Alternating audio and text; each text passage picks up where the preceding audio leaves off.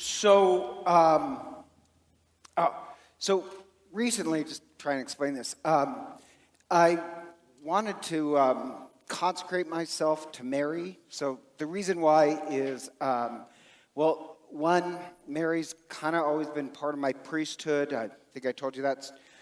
Then 3 years into my priesthood, I went to Medjugorje because, I always wanted to be a priest, but wow, it's a lot harder than you think, and a lot of people hate you. At least they hate me. And it's a little lonely, so I was like, maybe I wasn't meant to be a priest. So I went to Medjugorje, just trying to make this not too long, just to ask Mary, what should I do? And it was amazing. I loved Medjugorje, saw the sun dance, some people's rosary turned to gold, the fire on the hill, all those kind of miracles, but that doesn't answer my question. And then, anyhow, trying to shorten this up. One day we're talking at breakfast, and people were talking about the dreams they had. Then this one lady comes to breakfast, and I said, that's before I had tact. Now I have tact. But I looked at her, and she didn't look good at all. And I said, you don't look good at all. Are you okay? And she said, no, I couldn't sleep last night. I had this dream of her youngest son who came to her in her dream and told her that he died, but don't worry, he's in heaven, he's happy. And when she finished the story, as she's telling her story, the phone is ringing, and the phone calls for her, and it's from the United States. And yes, her son had a heart attack and died. So then we had to get her to Dubrovnik, and anyhow, on the bus, one of the other women in the pension on the bus drive was saying, I forgot to tell you, the Virgin Mary came to me in a dream last night. And she said, tell Len that the answer to his question is you have two hands, one for love and service. You can do what you want. And I know that wasn't a direct answer, so I did want to say, well, could you go back again? But the odd part is that it really freed me. I know I have two hands for love and service. I'll do this. So, just that long story was, I always felt like Mary's was in my priesthood. But then now, I'm looking at, if I'm lucky, I can get another 15 years of the priesthood before, they force me into retirement. And if I have good health. Does that make sense? And once you think that, 15 years, that's not that long. That's a little scary. And then, if you think of, I have to admit, I'm not really a holy priest. I'll admit that, that's true. Not my strong point. My strong point is that I'm a really hard worker. Holiness is not my strong point. And that kind of depressed me. Wow, 15 years, and I really haven't achieved a lot of holiness. So that started to worry me. So I remember the story this guy told, a young man, who went through RCIA. And he went through RCIA, and he wasn't quite sure about the whole Catholic thing, and he goes to Europe, and actually he does go to Lourdes. And when he's at Lourdes, he has this vision from the Virgin Mary. And the Virgin Mary tells him that she has heard his prayers, and then she says, my son has purified you. And he said he felt this warm sensation all over his body. And he had some problems about his past, some addictions. And suddenly, he was free of his addiction. And he did become Catholic. And then got married. And he's happily married. And I always was kind of proud of that story. Because he became Catholic because of the Virgin Mary. And not only that, turned his life around, was converted. And now has a very happy family life.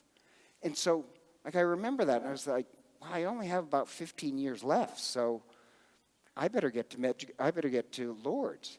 And I wanted to consecrate myself just so I could ask Mary, beg Mary, please, kick me in the rear end, make me a little bit more holy, help me.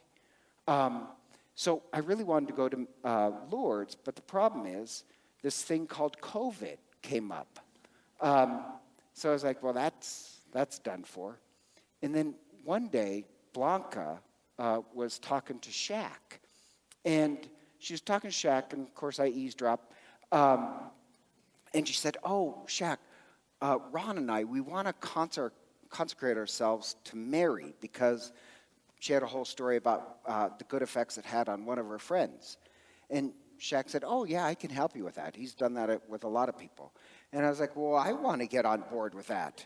I'm a little slow, so wow, I don't have to go to Lourdes. I could do it here. So, I'm invited more of the parish. But the reason why is that I do want Mary to help take us to another level of holiness, a little deeper. And so we're going to actually do it on the birthday of Mary, September 8th. We're doing these 33 days. But the point being is that, I can imagine somebody saying, well, why not just consecrate yourself to Christ? Well, I am in baptism. And anybody who says you can't do it, you can only consecrate yourself to Christ, that's not what the New Testament says. Paul says in 2 places about consecrating yourselves to others. Why can't I consecrate myself to Mary? And why can't we learn from her holiness? She is the holiest of all the human race. And her prayers surround us. And that first reading from the book of Revelation, if you're Jewish, you get the symbolism. And I hope you already know it, but in case you don't know it, the image of this woman clothed with the sun, that's God, right? She's wrapped in God. And she has the 12 stars. That's the 12 tribes and the 12 apostles. She's the crowning achievement. And then she's standing on the moon. And you have to know what the moon means. The stars and the sun, it's actually from the vision, dream of Jacob. And it's a dream from Jacob. And Jacob has this dream about the sun and the moon and the 12 stars bowing before him. And his father, that's not Jacob, it's Joseph, sorry. Joseph's dream. And his father, Jacob, says, why would I and your mother bow to you? Jacob is the son. The mother is Rachel. Rachel's symbol in the Old Testament is the moon. And not only that, Rachel is the mother of all Jews. If you ask a Jew, who's the mother of all Jews? It's Rachel.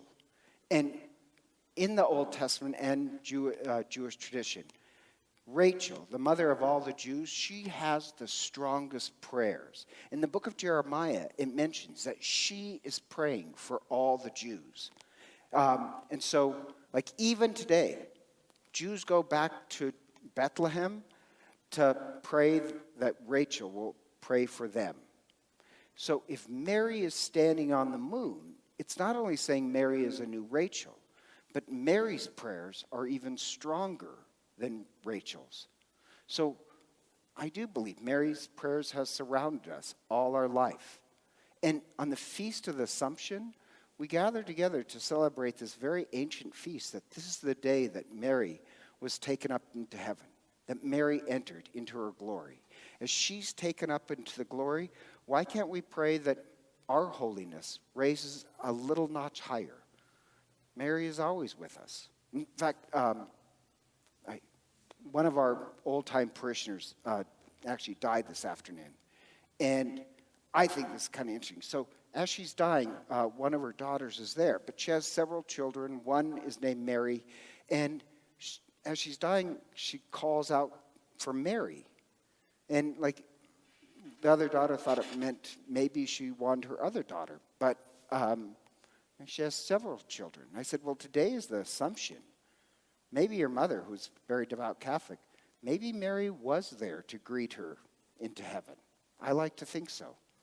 And on the Feast of the Assumption, this date, we've been celebrating for 2,000 years. We have ancient documents that the early Christians celebrated that this was the day that Mary entered into her glory. And I like this very ancient prayer that accompanied one of these ancient documents, that they prayed that, May our souls be bound to her hope. Her hope is union with Christ. And if Christ on the Feast of the Assumption draws his mother into heaven, then Mary's prayer, the mother of the church, our powerful intercessor, is that all the children of God will be drawn together.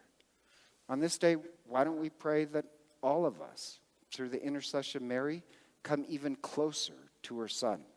Maybe like that kid in RCA years ago, maybe Mary's prayers will answer us and purify us and draw us closer to her Son. That's the role of the mother of the church. And so together, let us stand and profess our faith.